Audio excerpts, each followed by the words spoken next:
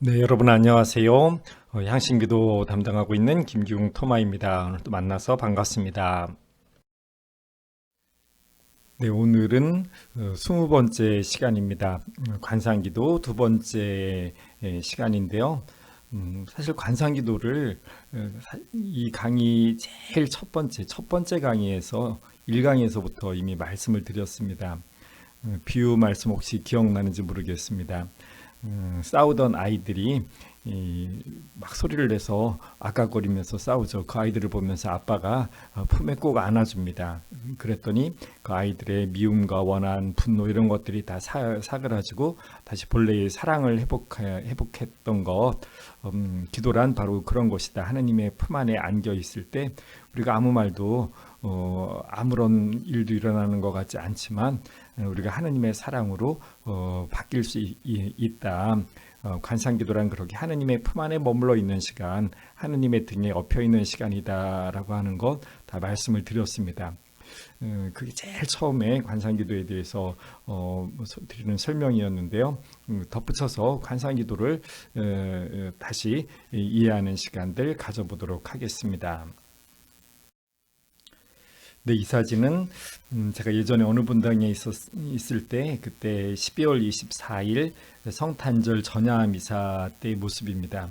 그날 이제 보통 구유경배 예절하죠. 예수님이 탄생하셨습니다라고 하면서 아기 예수님 안치하고 축성하고 구유경배 예절하는데 이 구유경배 예절 때 여러 해 동안 제가 꼭 해보고 싶었던 게 하나가 있었는데 연출해보고 싶었던 장면이었죠. 보통 인형을 갖다 놓고 예수님 인형에 그 경배를 하는데 인형이 아니라 진짜 아기, 진짜 사람을 가져다 놓고 그 구유경배를 한번 할 수 있으면 좋겠다라고 늘 생각을 했었습니다. 근데 마침 그 본당에 한 신자가 아기를 낳은 지 한 두어 달 정도 되었던 것 같습니다. 그래서 그 이제 협의를 해서 24일 날 저녁에 엄마가 직접 아기를 데리고 구유에 앉아서 경배하는 이 장면을 같이 하자라고 해서 이렇게 하게 되었습니다. 양옆에는 어린아이들이 천사로 이렇게 서 있고요. 그러면서 사실 이렇게 해보고는 싶었는데 이게 남의 집 아기, 남의 집 엄마, 남의 집 아기가 이렇게 예수님 자리에 앉아서 있고 사람들이 이 아이에게 경배를 하라고 하면 과연 경배를 할 것인가라고 걱정을 많이 하기도 했었습니다. 나름대로 제 이제 취지를 설명을 드렸죠. 그랬더니 이렇게 기꺼이 사람들이 아기 예수님이라고 하면서 이렇게 경배를 하게 되었습니다. 네. 그런데 제가 고민을 많이 했죠. 그런데 이 엄마는 이주 여성입니다. 해외 이주 여성, 필리핀에서 우리나라로 시집 온 친구였고, 그러니까 이제 아기는 다문화 가정의 아기였던 것입니다. 그 당시 뭐 지금도 마찬가지이지만 우리나라 이제 해외 이주민들이 굉장히 많이 늘어나고 있습니다. 그런데 생각을 해보면 해외 이주민들에게 우리나라 사람들이 그렇게 꼭 잘 해주지만은 않는 게 사실이죠. 많은 뭐 이렇게 잘해주는 분들도 계시지만 또 어떤 분들은 그런 해외 노동자들 함부로 대하고 착취하기도 하고 뭐 이런 일들도 많았고 또 다문화 가정의 아이들이 학교에 가서 피부색이 다르고 말이 또 좀 어눌하고 뭐 이런다고 해서 집단 따돌림 당하는 경우들도 굉장히 많았습니다. 그래서 이런 다문화 가정의 아이들과 그 부모들, 이주민들, 이들이 사실 우리 사회적으로 제일 약자라고 할 수 있지 않을까.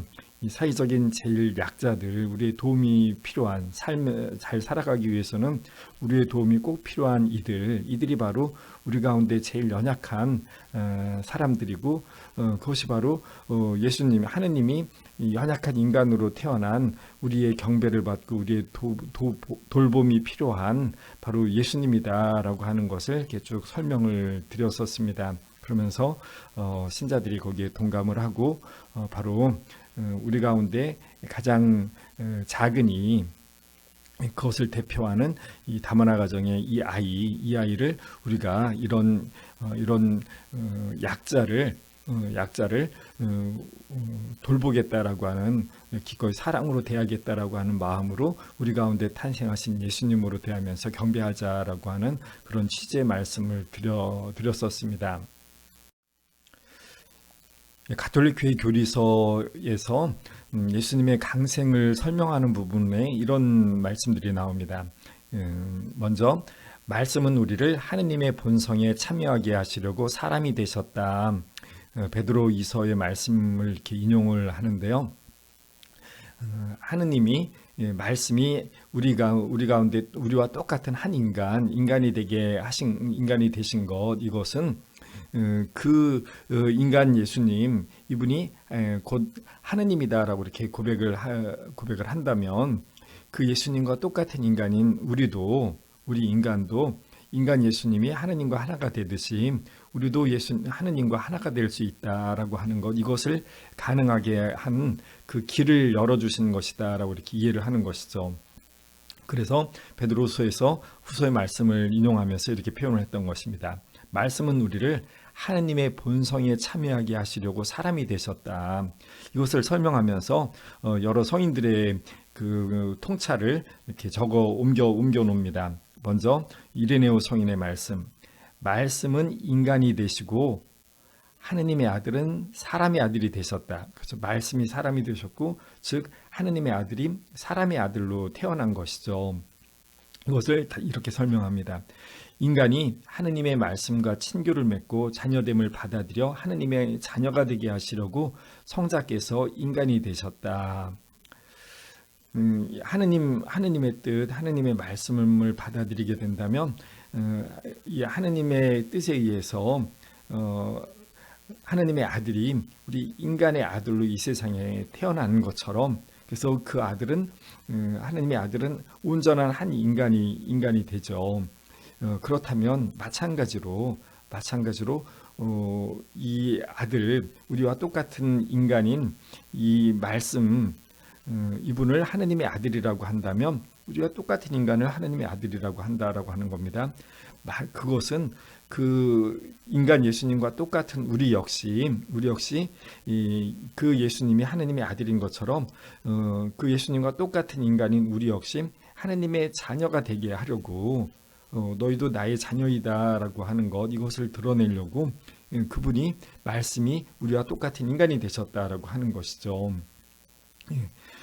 우리가 충분히 다 믿고 고백하는 바입니다. 그것을 이레네오 성인이 이렇게 표현을 합니다. 그리고 이어서 아타나시오 성인은 이렇게 표현합니다. 그분은 우리를 하느님이 되게 하시려고 인간이 되셨다.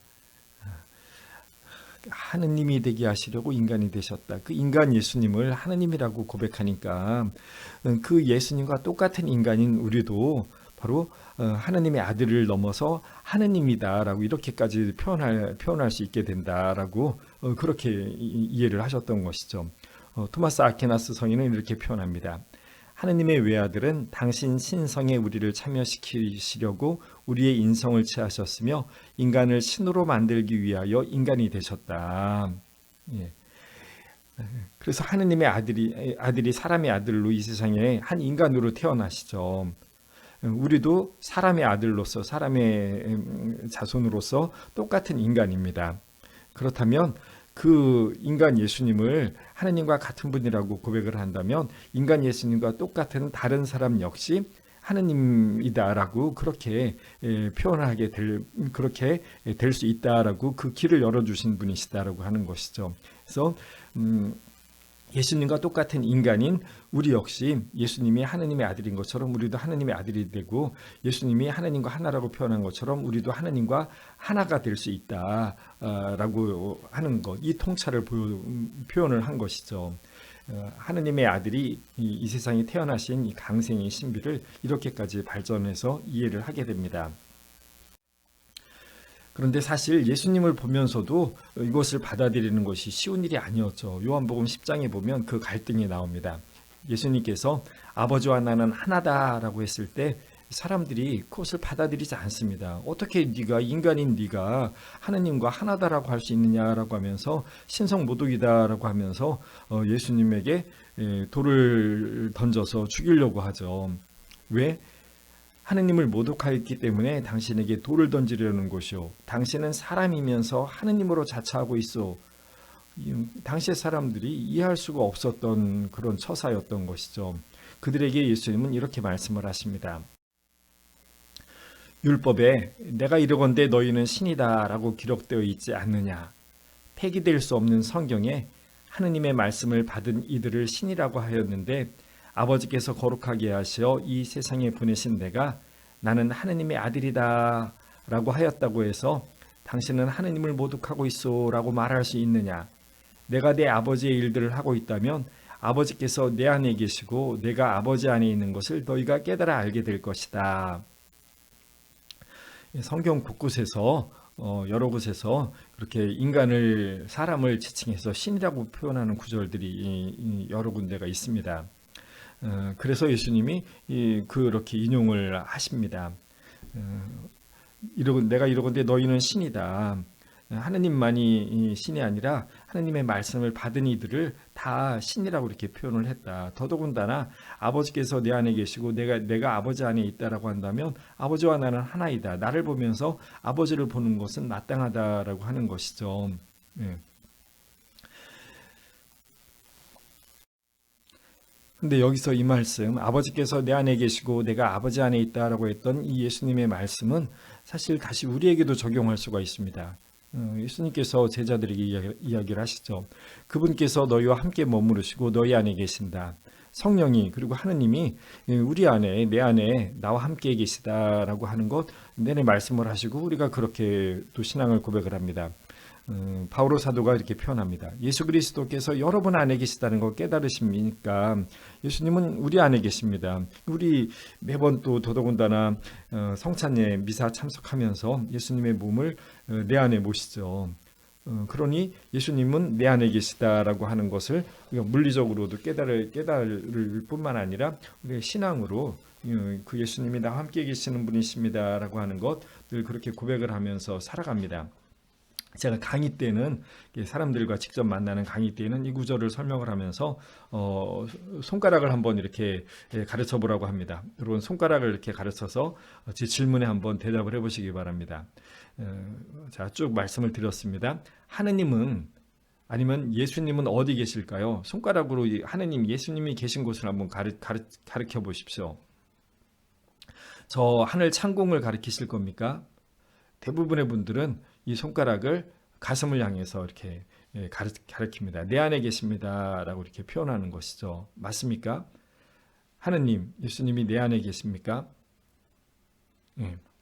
하느님이 예수님이 내 안에 계시다라고 하는 이야기는 제가 이제 여기서 좀 더 이제 답답하게 생각을 해서 뭐 강의 때는 그렇게 저분이 하는 이야기를 들어보십시오라고 해서 어느 한 분을 지목을 해서 하나님 어디 계세요라고 이렇게 질문을 합니다. 그러면 그분이 또 이제 당신의 가슴을 이렇게 가리키죠.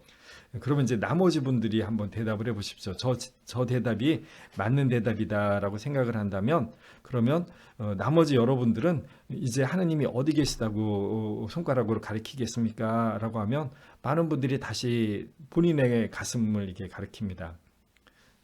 그런데 아까 저 자매님은 제가 먼저 지목했던 한 분 자매님은 본인의 가슴을 이렇게 가리켰다면 나머지 분들이 뭐에 동감했냐면 저 사람 안에 하느님이 예수님이 계십니다라고 하면서 저 사람 안에를 이렇게 가리키기를 바라는 것이죠.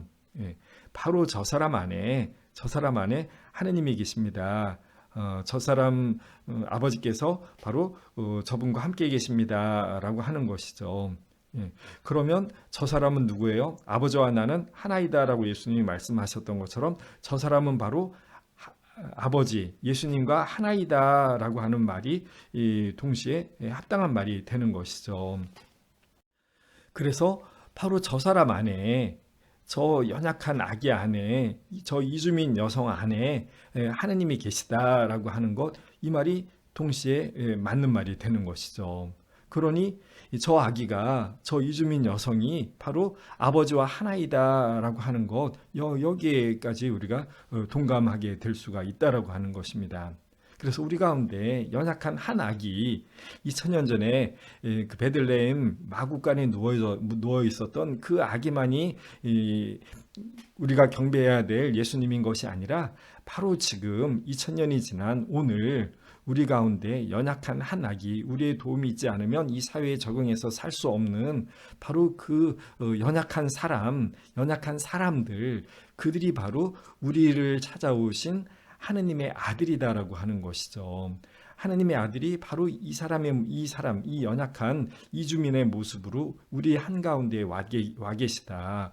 우리가 그 안에 하느님이 계시기 때문에 그를 다시 하느님이라고 보면서 하느님으로 섬겨드리는 것, 이것이 바로 우리의 합당한 신앙의 모습이다라고 하는 것이죠. 여러분들 동감하시겠습니까? 그래서 저 아기를 예수님의 자리에 놓고 예수님으로 경배하는 것, 이것을 통해서 이제 다른 모든 각각의 사람들이 다 그 안에 하느님이 계시다라고 한다면, 바로 그 사람을 우리가 하느님으로 섬기는 것, 이것이 마땅할 것이다라고 하는 것입니다. 바로 여기에서 관상이란 무엇인가라고 하는 것에 관한 아주 중요한 핵심을 우리가 이해할 수 있게 되는 것이죠. 마더 데레사께서는 콜카타의 성녀 데레사께서는 이렇게 표현합니다. 저 가난한 사람은 그리스도이십니다. 그는 괴로워하는 그리스도입니다. 저 가난한 사람이 우리에게 보여주는 모든 것은 우리가 마주친 십자가의 그리스도입니다. 우리는 달아나서는 안 됩니다. 다른 곳에서 예수님을 찾을 수 없죠. 예. 예수님이 너희 가운데 가장 작으니 한 사람, 그에게 해준 것이 바로 나에게 해준 것이다 라고 말씀을 하십니다. 하느님이 연약한 인간이 되신 것은 그 연약한 인간이 바로 하느님이 되도록 하기 위해서이다 라고 이렇게 표현합니다. 그 아기 예수님 말고도 우리 가운데 연약한 모든 사람들, 우리의 도움이 필요한 모든 사람들, 지금 괴로워하고 가난에 허덕이고 살기가 너무나 어려운 그 모든 사람이 바로 구유에 누워서 어머니의 보살핌, 누군가의 보살핌이 없으면 살 수 없는 연약한 한 아기의 모습으로 있는 것이죠. 그렇게 사람들의 도움이 필요한 그 누군가 마찬가지로 우리 가운데 오신 자그마한 예수님이다라고 하는 것이죠.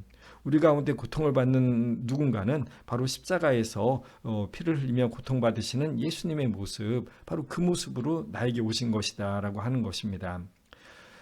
우리 가운데에서 하느님을 바라본다라고 하는 것, 우리 가운데에서 예수님을 본다라고 하는 것, 이것이 무엇인지 생각해 보게 됩니다. 마더 데리사께서 이어서 이렇게 표현하십니다. 그래서 사람들의 눈에는 우리가 단순한 사회사업가로 비칠지도 모릅니다. 그러나 우리는 사회사업가가 아닙니다. 우리는 세상의 중심에서 살고 있는 관상가들입니다. 우리는 매일 24시간 동안 그리스도의 몸을 만지고 있기 때문입니다. 데레사 수녀님과 다른 수녀님들이 그 콜카타의 가장 비참한 이들, 가난한 이들, 죽어가는 이들, 환자들을 보살피죠. 근데 이들은 그냥 아픈 사람, 환자가 아니다. 바로 이 사람이, 바로 우리가 돌보고 있는 이 사람이 예수님이다. 그래서 우리는 예수님을 돌보아드리고 있고 예수님의 몸을 만지고 있는 것이다.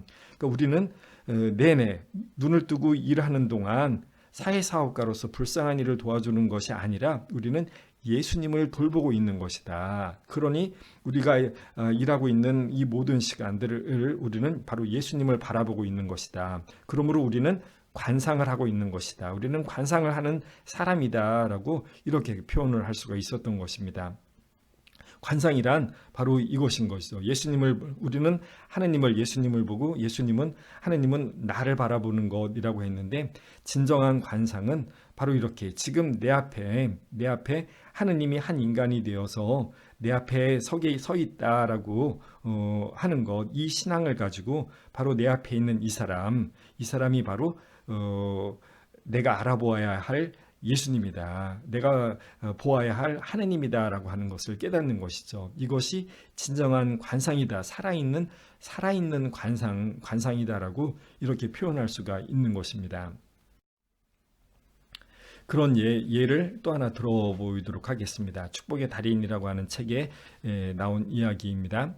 자티수사님에 관한 이야기인데, 말하자면 우리나라에 있는 그 성요셉 의원 같이 이 가난한 이들을 위한 병원이 있었는데, 거기서 있었던 일입니다.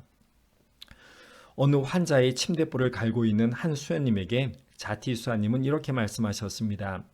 수녀님, 주님께서 저 침대에 누우실 것입니다. 부디 잘 부탁합니다.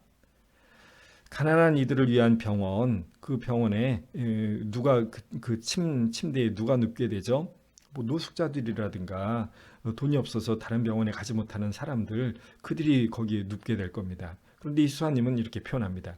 저 침대에는 주님께서 눕게 되실 것입니다. 저 침대에 눕게 될 그 사람은 우리 가운데 불쌍한 한 사람입니다. 가난한 한 사람입니다. 그런데 가난한 한 사람이 아니라 주님께서 저기에 누우실 것입니다. 라고 이렇게 본다라고 하는 거예요. 자티수사님은 바로 당신이 하시는 이 일, 당신의 사목을 통해서 만나게 될 모든 사람들, 그 사람들을 바라보면서 바로 하느님을, 예수님을 보는 관상을 하고 계신 것이다라고 이렇게 표현할 수 있었던 것이죠. 어느 날은 한 소년이 병원에 입원을 했는데 입고 있던 옷이 너무 남노해 더 이상 걸칠 수가 없게 되었습니다. 그러자 자티수사님은 병원 자재과 수녀님에게 이렇게 말씀하셨습니다. 수녀님, 10살 정도 된 소년 예수님을 위한 적당한 옷이 없을까요? 입원해 있는 소년에게 다른 옷을 입혀주고 싶었는데 그것을 그렇게 표현했던 것이죠. 10살 정도 된 소년 예수님을 위한 옷. 그 소년을 그냥 한 인간 소년이 아니라 소년 예수님으로 보았던 것이죠. 내 앞에 서 있는 이 사람에게서 예수님의 모습을 보는 그런 눈을 가지고 있었던 것입니다. 이거를 마더들에서는 살아있는 관상이라고 이렇게 표현했던 겁니다. 우리는 살아있는 관상가입니다. 지금 죽어있는 관상이 아니라, 상상 속의 관상이 아니라 아주 생생한, 예수님이 바로 살과 뼈를 가진 생생한 한 인간으로서 우리 앞에 서 있습니다. 라고 하는 바로 그 관상을 하는 것, 이것에 관한 문제입니다. 자티수사님의 병원 운영 방침은 다른 병원과 정반대였습니다. 가난할수록, 더럽고 냄새날수록 더 우선적으로 대우를 받습니다. 특히 다른 병원에서는 가망이 없다, 시간 낭비다, 의미 없다고 여겨지는 중병의 환우들도 자티수사님의 병원에서는 VIP 고객으로 관리되었습니다. 자티수사님에게는 이들이야말로 가장 소중한 손님이었습니다. 자티수사님은 돈도 없으면서 까다롭고 진상인 환우가 찾아오면 기쁜 얼굴로 병원 직원들에게 이렇게 말하곤 했습니다. 우리 병원을 축복해주러 오신 착한 예수님께 내어드릴 방이 있나요? 사람들한테 오히려 더, 직원들한테 더 떵떵거리는 그런 분들 계시죠. 사람들은 그렇게 큰 소리치고 힘들게 하고 이런 사람들 보면 인상을 찌푸리게 되는데, 근데 바로 그 사람이 우리를 축복하러 오신 예수님이다. 그를 예수님으로 대접해드리자라고 이렇게 표현을 합니다. 여기에서 진짜 관상이 무엇인가라고 하는 것을 우리가 깨달을 수 있다라고 하는 것입니다. 자티수사님은 도움을 청하는 사람들을 모두 다 받아들이면 병원이 얼마 가지 않아 망할 것이라고 하는 직원들에게 이렇게 말하곤 했습니다. 받아달라고 청하는 환자들이 예수님이라고 상상해 보십시오. 주님께서 그들을 우리에게 보내셨다면 어찌 그들을 그냥 돌려보낼 수가 있겠습니까? 환자들은 하느님께서 우리에게 보내주신 가장 큰 축복의 선물입니다. 상상해 보십시오라고 했는데, 저 상상해 보십시오라고 하는 것은 이제 우리 신앙의 표현입니다. 저 사람이 바로 나를 찾아오신 예수님이라고 믿는 그 표현이 되는 것이죠. 하느님의 아들이 한 인간, 사람의 돌봄이 없으면 죽어버리고 말 연약한 한 인간으로 이 세상에 태어났다라고 한다면 그래서 그것을 천주강생이라고 이렇게 표현을 한다면 우리 가운데 우리의 도움이 없이는 살 수 없는 연약한 한 인간, 그 인간에게서 우리는 강생하신 예수님을 보는 것이다. 저 사람이 바로 우리를 찾아오신 예수님이다라고 하는 것, 이것이 우리의 신앙인 것이죠. 그러니까 받아달라고 청하는 환자는 예수님입니다라고 이렇게 고백하는 것이 우리의 신앙 표현이 된다라고 하는 것이죠. 그러니 저 환자에게서 나는 예수님을 봅니다 라고 하는 것이 우리의 당연한 신앙 귀결이 된다라고 하는 것입니다. 이것을 우리 관상기도, 이제 관상이 아니라 이제 관상기도라고 이렇게 표현할 수 있을 겁니다. 그럼 관상기도라고 하는 게 무엇이냐? 저는 그분을 보고 그분은 저를 보고 계십니다. 이것이 관상기도입니다 라고 했습니다. 그런데 무엇으로 보느냐? 우리 신앙의 눈으로 보는 것이라고 했습니다. 2000년 전의 사람들은 육신의 눈으로 예수님을 보았지만 우리는 이 육신의 눈으로 예수님을 볼 수 있는 것이 아니죠. 그때 그 예수님이 그 모습으로 다시 여기에 나타나지 않습니다. 그런데 우리는 신앙의 눈으로 예수님을 바라볼 수가 있다라고 하는 것이죠. 우리 앞에 서 있는 저 한 사람, 그 한 사람이 바로 하느님께서 인간이 되어서 우리 가운데 오실 수 있었던 그 예수님과 같은 그 모습으로 우리를 찾아오시는 것이다라고 이렇게 표현할 수가 있는 것이죠.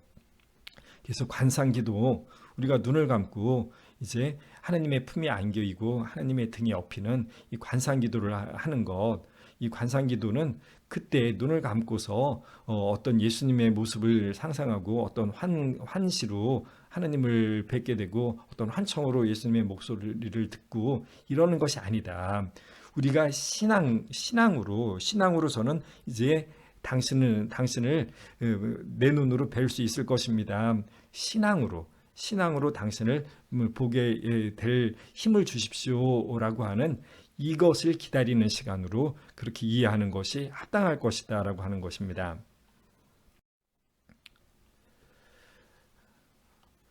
마더들에서는 이렇게 표현합니다. 가장 가난하고 고통받는 이들 안에서 예수님을 보고 만나며 사랑을 실천하는 일상의 관상가가 되어야 합니다. 다시 표현합니다. 일상의 관상가. 기도 시간에만 관상을 하는 것이 아니라 일상 생활 중에도 우리는 관상을 해야 된다.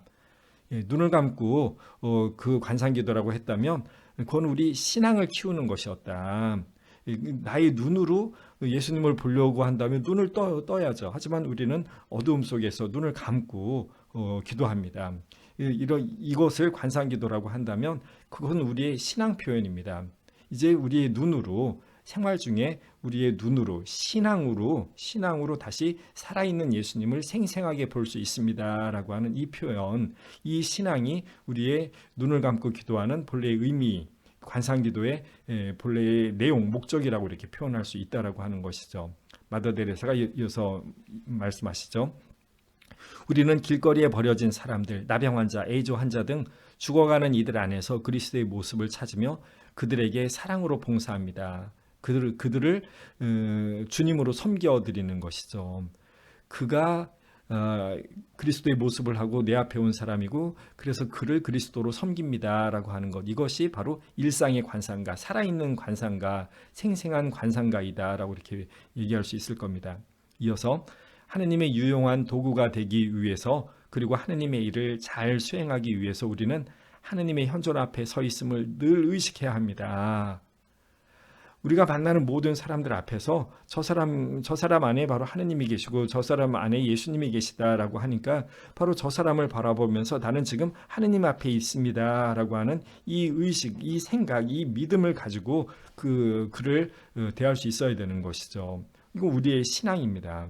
그래서 나는 지금 하느님의 현존 앞에 있는 것이죠. 하느님이 내 안에 계셔서 내가 하느님의 현존에 함께할 뿐만 아니라 내 앞에 있는 사람을 통해서 하느님은 내 앞에 현존해 계시다라고 하는 것, 이것을 늘 기억을 해야 되는 것이죠. 그래서 하느님이 함께 계시다라고 하는 것을 기억하는 것, 내 안에서 내 스스로 하느님이 나와 함께 계시다라고 하는 것을 의식하는 이것뿐만이 아니라 내 앞에 있는 사람을 통해서도 하나님이 지금 내 앞에 현존해 계시다라고 하는 이것도 늘 기억해낼 수 있어야 된다라고 하는 것입니다. 만나는 모든 이들 안에서 주님을 보고 만날 수 있기 위해서는 하루 종일 살아있는 기도가 필요합니다. 그래서 기도 시간만 기도하는 것, 그것이 아니라고 제가 말씀을 드렸습니다. 기도 생활이다. 내내 하나님과 함께 살아가는 것이 기도 생활이다라고 말씀을 드렸습니다. 그래서 기도 시간이 끝나고도, 기도 시간이 마치고 나서도 우리가 일상 생활 중에도 바로 나와 함께 하나님이 계실 뿐만이 아니라 모든 일과 모든 이들 안에서 하나님의 모습을 보려고 하는 것, 그래서 늘 하나님을 기억하면서 늘 하나님과 함께 살아가는 것, 내 안에 계신 하나님과 함께 살아갈 뿐만 아니라 저 사람 안에 계신 하나님과 함께 살아가는 것, 이것이 바로 기도 생활이다라고 그렇게 이해하고 그렇게 표현할 수가 있었던 것이죠. 그래서 마더들에서 이 표현, 만나는 모든 이들 안에서 주님을 보고 만날 수 있기 위해서는 하루 종일 살아있는 기도를 필요로 합니다. 기도 시간에 기도한 것으로 기도가 끝나는 것이 아닌 것이죠.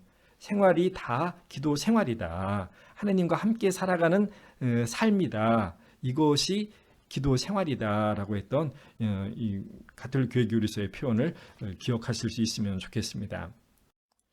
네, 하지만 뭐 성녀나 아니면 특별한 수도자들만 이렇게 살아있는 관상 기도를 할 수 있는 것은 아닙니다. 우리 일반 신자들도 똑같이 이런 살아있는 관상을 살아갈 수가 있죠. 그런 예를 하나 보여드리도록 하겠습니다. 원래 이 형제님인데요. 이 형제님은 사업을 하다가 사업에 부도가 나면서 아주 경제적으로 심한 어려움을 겪고, 그래서 가정도 파탄이 납니다. 이혼하고 뿔뿔이 흩어지고 이러면서 이후에 아주 힘겨운 삶을 살게 되는데, 그 안에서 새로운 어떤 깨달음, 새로운 신앙의 삶을 살게 됩니다. 저는 제 택시 안에 성모상, 십자고상, 묵주, 천주교 관련 서적 등을 갖추고 다닙니다. 그리고 매일 항상 사랑해 주시고 지켜주시고 보호해 주시는 하느님, 오늘도 무사고 운전기사가 되게 해주시고 제 차를 이용하는 모든 분들에게 예수님을 대하듯 행동할 수 있도록 마음을 열어주십시오 라는 기도로 하루 일과를 시작합니다. 이분이 운전하면서 많은 사람들을, 다양한 사람들을 만나게 되는데 그 한 사람 한 사람을 예수님으로 생각하고 예수님으로 모실 수 있게 해달라라고 이렇게 기도를 하는 것이죠. 이분의 이제 신앙입니다. 저 사람을 예수님으로 대하는 것, 그가 예수님의 어떤 모양을 닮았기 때문이 아니라 저 사람이 나를 찾아오신 예수님이다라고 하는 신앙으로 그렇게 볼 수가 있었던 것이죠. 택시들 중에는 더러 짐이 많은 손님을 피해가거나 취객을 피하는 경우도 있습니다. 혹시나 사고가 있을지도 모를 노인과 장애인을 못 본 채 하는 택시들도 종종 있습니다. 그러나 제게 찾아오는 손님들을 제가 사랑해드려야 하는 예수님으로 알아보고 잘 모시려고 합니다. 그러면 그렇게 제 차를 타는 손님들이 즐겁게 일하는 저를 보며 친절함에 기분이 좋아진다고 말해주기도 합니다. 이분이 택시를 운전하면서 다양한 종류의 많은 사람들을 접할 수밖에 없는데, 그러면서 이분이 예수님을 본 것인가요? 이분의 신앙이죠. 이분의 신앙입니다. 이 손님 한 분이 바로 내 앞에 나타나신 예수님이다 라고 그런 신앙을 가지고 그 신앙을 살았던 것입니다. 그래서 그 신앙이 이 형제님으로 하여금 예수님을 알아볼 수 있는, 예수님을 보는 것이 아니라 예수님을 알아볼 수 있는 그 힘을 길러주었던 것이죠.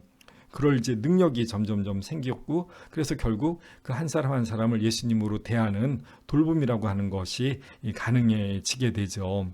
제가 앞에서 그 이전 강의 그 깨어있는 기도를 통해서 제가 말씀을 드렸습니다. 우리가 눈 감고 하는 기도가 깨어있는 기도가 되어야 된다. 그것은 우리가 눈으로 예수님을 보려고 하는 것이 아니라 우리 신앙의 눈, 그것으로 예수님을 알아보려고 하는 이런 단계로까지 나아가야 된다라고 하는 것, 이것이 깨어있는 기도이다라고 하는 말씀을 드렸었는데, 바로 이 형제님이 그런 단계까지 나아갔던 것이죠. 결국은 이 형제님은 관상의 단계까지 나갑니다.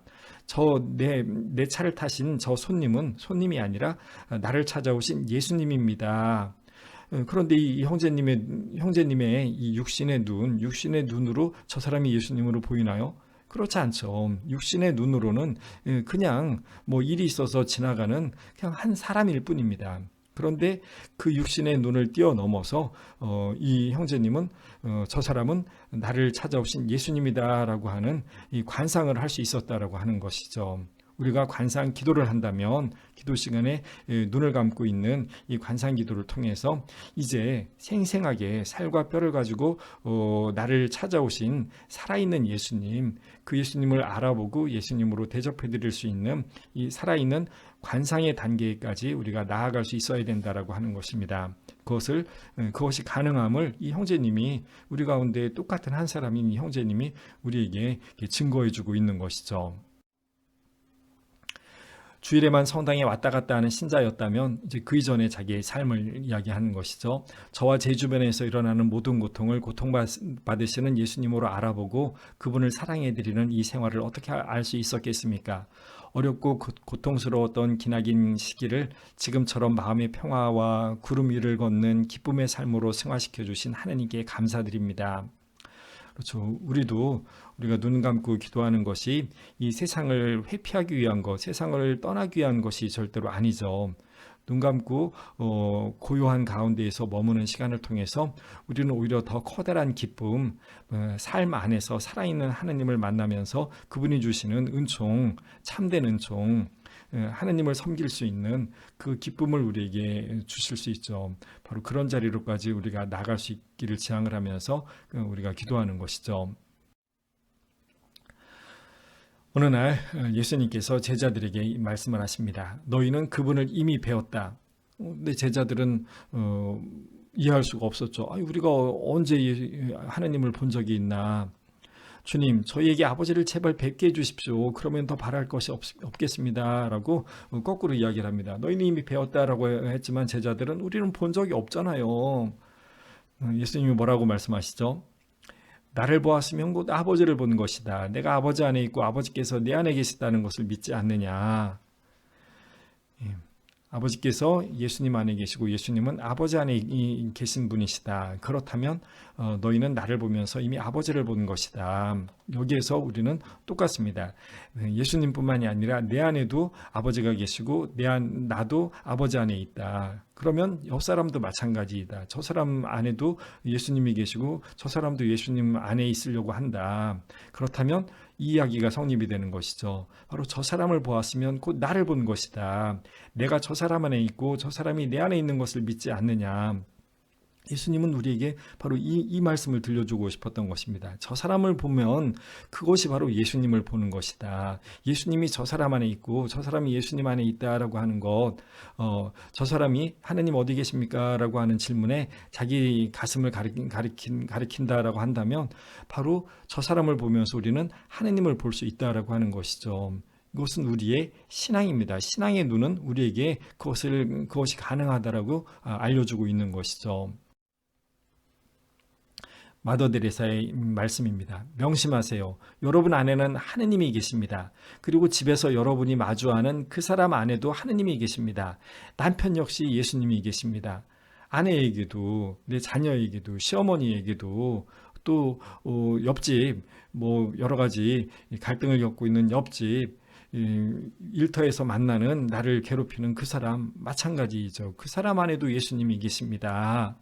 우리가 하느님을 믿기 때문에 하느님은 우리가 정신의 힘, 진리와 아름다움에 대한 순종, 고요하고 굽히지 않는 굳센 정신을 보여주기를 원합니다. 바로 저 사람 안에도 하느님이 계시기 때문에 저 사람을 하느님으로 섬겨드리겠다라고 하는 그 굳센 정신, 이것을 우리의 생생한 삶으로 표현할 수 있어야 된다라고 하는 것이죠. 관상기도는 눈을 감고 어두움 속에서 침묵 속에서 머무는 관상기도는 우리로 하여금 이렇게 이제 살아있는 관상을 살아갈 수 있는 힘을 우리에게 줄 것이기 때문에 우리가 그런 관상기도를 할 수 있다라고 하는 것입니다. 마더들에서 수녀님과 있었던 이야기입니다. 어느 젊은 남자가 아이를 데리고 와서 수녀님에게 하소연을 합니다. 수녀님, 이 아이는 제 아들입니다. 그런데 아이 엄마는 매우 변덕이 심합니다. 때로는 이 아이를 좋아하다가도 대부분은 아이를 돌보지 않고 방치해 둡니다. 저는 직업이 있어요. 제가 일을 하면서 돈을 벌어야 이 가족들을 먹여 살리고 일터에 나가서 일을 해야 되는데, 그런데도 하루 종일 이 녀석을 돌보고 먹여주고 뒤치다꺼리를 해줘야 하는데 때로는 이 녀석이 참을 수 없게 느껴집니다. 저는 어떻게 하면 좋을까요? 이 사람에게 드레사 수녀님이 이런 말씀을 해주십니다. 아이를 돌볼 때 먼저 이렇게 기도하십시오. 주님, 이 어린아이의 모습을 하신 주님, 지금은 물론 앞으로도 영원히 저와 함께 해주십시오. 이 어린아이의 모습을 하신 주님이라고 이렇게 표현합니다. 주님, 제가 당신의 아들인 것처럼 당신이 제 아들이시니 감사합니다. 지금 울고 보채는 이 아이가 지금 나를 찾아오신 아기 예수님이다. 하느님이 지금 나의 아들로 내 품에 안겨 있다. 나를 보챈다라고 이렇게 볼 수 있어야 된다라고 하는 것이죠. 주님, 당신이 우리 모두를 섬기듯이 당신을 섬길 수 있으니 감사합니다. 이제 이 아이를 돌봐야 되니 어린 예수님을 돌볼 수 있는 기회를 주신 것이다. 이 깨달음을 가져야 된다라고 하는 것이죠. 주님, 당신이 우리 모두를 사랑하시듯이 제가 당신을 사랑할 수 있으니 감사합니다. 이 어린아이를 사랑하는 것을 통해서 예수님을 사랑할 수 있습니다라고 하는 표현입니다.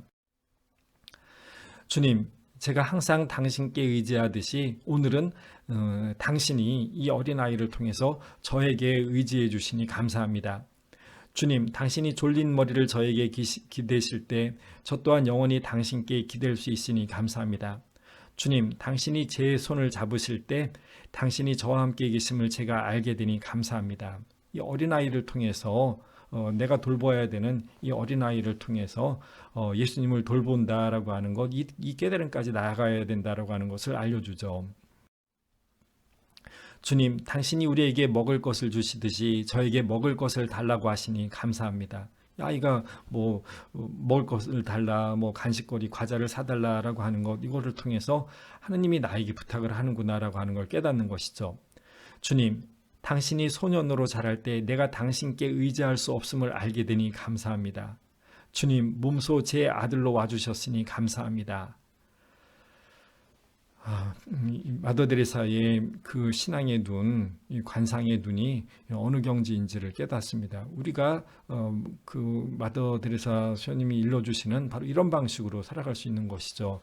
남편뿐만이 아니라 아내뿐만이 아니라 나의 이 아이가 바로 내 앞에 나타나신 예수님이다. 그 사람을 예수님으로 섬길 수 있어야 된다. 이것이 진짜 관상이다. 살아있는 관상, 생생한 관상이다라고 하는 것 다시 기억을 합니다. 그러면서 데레사 수녀님이 이렇게 표현합니다. 우리는 성체로 살아야 하고 마음과 삶이 성체로 짜여져야 합니다. 우리는 성체와 가난하니 또 가난한 이와 성체를 따로 생각하면 안 됩니다. 예수님께서 예수님께 대한 저의 배고픔을 채워주셨으므로 이제 저도 영혼들에 대한 그분의 배고픔을 사랑으로 채워주러 갑니다.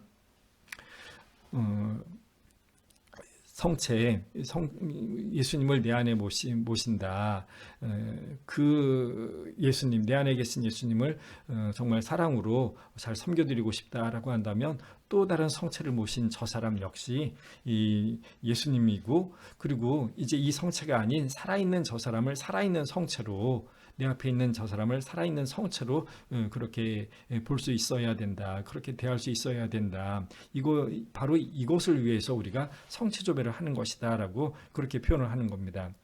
드레사 수녀님은 하루 일과를 시작하기 전에 이른 미사를 하면서 1시간의 성체조배 시간을 가지고 하루 일과가 끝나는 밤 시간에 또 1시간의 성체조배를 가졌다라고 합니다. 그 성체조배를 한 것은 성체 안에 계신 예수님 안에 머무는 시간을 통해서 이제 살아 움직이는 성체, 사람들입니다. 내가 만나는 모든 사람들이 바로 내가 오늘 이른 시간에 조배했던 그 성체입니다. 살아있는 이 사람들이 바로 살아계신 성체입니다. 이것을 분리해서는 안 된다라고 그렇게 생각을 했던 것이죠. 그러니 이 살아있는 관상가가 되는 것뿐만이 아니라 생활 전체가 내내 성체 조배 시간이 되는 것이다라고 그렇게 이해를 했던 것이죠. 이제 사랑의 선교의 자매들은 하루의 일과를 미사, 영성체 그리고 묵상으로 시작하고 일과 후 1시간의 성체접으로 끝을 맺습니다. 이러한 성체와의 일체에서 우리는 힘, 사랑 그리고 기쁨을 얻습니다. 여기서 중요한 통찰을 한 가지를 이야기를 합니다. 일상적 관상은 정해진 시간의 관상기도를 통해서 이어지며 가능해집니다. 즉 묵상 시간, 성체조비하는 시간을 가지고 그리고 내가 지금 관상기도 한다라고 했던 눈을 감고 하는 기도 시간, 이 기도 시간에 관상기도라고 하는 기도 시간을 가진다라고 한다면 이 기도 시간을 가졌기 때문에 일상생활에서 살아있는 관상, 저 사람이 바로 나를 찾아오신 예수님입니다. 당신을 예수님으로 대접하겠습니다라고 하는 일상적 관상을 할 수 있는 힘을 우리가 얻을 수 있는 것이다라고 하는 것이죠. 그러니까 일상적 관상을 하기 때문에 기도 시간이 필요 없다라고 하는 게 아니라 관상 기도 시간을 가졌기 때문에 일상적 관상을 살아갈 수 있는 것이 가능해진다라고 하는 것이죠. 그래서 이거를 테레사 수녀님은 수평적 관상과 수직적 관상이라고 이렇게 표현을 합니다. 생활 중에 저 사람이 바로 내 앞에 나를 찾아오신 예수님입니다 라고 알아보는 것을 수평적 관상이라고 하고, 기도 시간에 눈에 보이지 않는 하느님, 그 하느님과 함께 있겠습니다 라고 하는 것, 이것을 수직적 관상이라고 이렇게 표현했던 것이죠. 그래서 이 수직적 관상과 수평적 관상이 함께 나아가는 것이다. 이 두 개가 함께 되어야 된다. 그것이 십자가로 연결이 된다라고 이렇게 표현을 하는 것입니다. 깨어있는 기도를 말씀드릴 때에도 인용했던 기도문입니다. 예수 성심 대축일 영성 최후 기도에 이렇게 우리가 기도합니다. 주님, 이 큰 사랑의 성사로 저희에게 거룩한 사랑의 불을 놓으시어 저희가 언제나 성자를 사랑하며, 이건 우리의 신앙으로 우리 개인적으로 느끼는 것이죠. 하느님의, 예수님의 열절한 그 사랑을 우리가 느끼고 거기에 머무르고 그것을 나의 것으로 되게 하고 싶다면, 그러면 그 다음 형제들 가운데에서 그분을 알아보게 하소서. 열절하신 예수님의 사랑을 경배한다면 이제 우리 가운데에 내 앞에 서 있는 이 형제에게서 바로 내가 사랑해 드려야 될, 내가 섬겨야 될 그분, 그 예수님을 우리가 알아볼 수 있어야 된다. 이것이 우리 교회가 우리에게 알려주는 우리들의 신앙의 삶입니다. 그리고 성물도에서 나왔던 기도문, 모든 형제들, 특히 불행한 형제들 안에서 당신을 알아배웠고 사랑하도록 그 속에 현존하시는 그리스도의 사랑과 지혜, 이것을 찬양하며 기도합시다. 하느님의, 예수님의 사랑과 지혜는 이 눈을 감는 가운데에서, 기도하는 가운데에서 예수님을 알아볼 수 있게 한 것이 아니라 우리 앞에 있는 사람, 형제들을 바라보는 가운데에서 당신을 알아볼 수 있게 한 것, 이것이 바로 예수님의 사랑과 예수님의 사랑의 지혜이다라고 하는 것이죠. 그래서 이렇게 기도합니다. 모든 사람들 안에서 주님의 모습을 알아배웠고 그들 안에서 주님을 섬길 수 있게 하소서. 이제 우리는 이 단계까지 나아갈 수 있어야 되는 것이죠. 관상 기도를 했다면, 눈을 감고 침묵 가운데에서 머물러 있는 기도를 했다면, 우리는 이제 눈을 뜨고 저 사람이 바로 나를 찾아오신 예수님이고 저 사람을 내가 예수님으로 섬기겠습니다라고 하는 이 단계까지 나아가는, 살아있는 관상을 하는 이 단계까지 나아갈 수 있다, 나아가야 된다라고 하는 것이죠. 그럴 때 우리가 기도가 잘한 기도, 참된 기도이다라고 하는 것입니다. 기도 시간에 아무런 분심이 없어서 그래서 기도가 잘 된 것이 아니라, 기도가 끝나고 내가 생생한 살아있는 관상을 할 수 있을 때 그 기도가 참으로 올바른 기도였다라고 하는 것을 나에게 증언한다라고 하는 것입니다. 그래서 예수님은, 하느님은 우리 눈으로 보는 것이 아니라 신앙으로 알아보는 것입니다. 눈 감고 기도하는 것은 이제 눈 뜨고 주님을 알아보기 위한 것이다 라고 하는 것입니다. 이것을 꼭 기억을 하면서 우리가 관상기도 한다라고 하는 것 기억할 수 있으면 좋겠습니다. 예수님은, 하느님은 우리 눈으로 보는 것이 아니라 신앙으로 알아보는 것이죠. 내 앞에 있는 사람, 내 앞에 나타난 이 사람이 바로 나를 찾아오신 예수님입니다 라고 하는 것, 거기까지 나아가야만 우리가 참으로 올바른 기도라고 할 수 있는 것이죠. 그래서 눈 감고 기도하는 것은 눈 뜨고 주님을 알아보기 위한 것이다. 눈 감고 기도하는 것은 눈 뜨고 주님을 알아보기 위한 것이다. 제가 기도가 무엇인지라고 하는 것을 말씀을 드리면서 기도란 나를 변화시키기 위한 것이다. 하느님을 변화시키기 위한 것이 아니라 나를 변화시키려고 하는 것이다. 라고 하는 말씀을 드렸습니다. 내가 어떤 모습으로 변화되는 것이냐. 다른 일을 나의 주님으로 알아보고 다른 일을 나의 주님으로 섬기는 이 사랑의 삶으로 살 수 있는 모습으로 변화되는 것. 이것이 나의 변화의 모습이죠.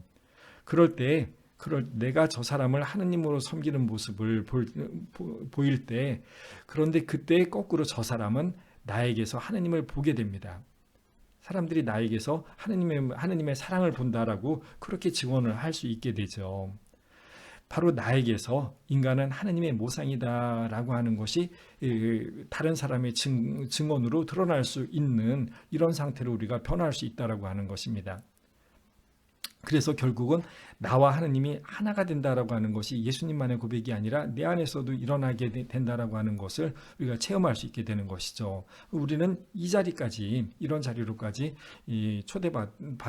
받아서 기도하는 것이죠. 결국 내 안에서 이런 변화가 일어날 수 있다라고 하는 것입니다. 그것을 궁극적으로 변형일치라고 이렇게 표현을 하죠. 내가 변해서 하느님을 드러내는 하느님의 사랑을 온전히 표현할 수 있는 그런 사람으로까지 바뀔 수 있다. 그래서 다른 사람들이 나에게서 하느님을 본다라고 하니까 아버지와 나는, 하느님과 나는 하나가 된다라고 하는 이 자리에까지 우리가 나아갈 수 있다라고 하는 것이죠. 기도는 우리를 이렇게 변형일치의 자리로까지 이끌어 줄 것입니다. 우리가 아는 향신기도, 관상기도는 바로 이 변형일치를 위한 기도이다. 그 기도 시간에 눈 감고 머물러 있는 그 기도로 끝나는 것이 아니라 우리가 눈 뜨고 하느님을 알아볼 수 있고 다른 이들 가운데에서 생생한 살아있는 하느님을 보게 하는, 그래서 그 하느님을 섬길 수 있게 하는, 즉 사랑으로 이웃을 섬길 수 있게 하는, 그래서 하느님과 내가 하나이다라고 하는 것을 드러내게 하는, 거기에까지 우리를 변화시키고 성장시킬 것이다. 이것을 위해서 우리가 기도하는 것이다라고 하는 것이죠. 그런 지향으로 향신기도와 관상기도를 계속해 나아가는 것이고, 또 이렇게 끊임없이 기도하면서 당장 커다란 변화가 내 스스로에게 느껴지는 것 같지는 않지만, 그러나 조금씩 나에게서 사랑이 성장해 나아갈 것이다라고 하는 그 희망을 가지고 하나님에 대한 신뢰를 가지고 꾸준히 기도할 수 있으면 좋겠습니다. 또 이어지는 강의들 통해서 계속 다양한 주제로 여러분들 만나 뵙도록 하겠습니다. 여러분 감사합니다. 다음 시간에 또 뵙겠습니다.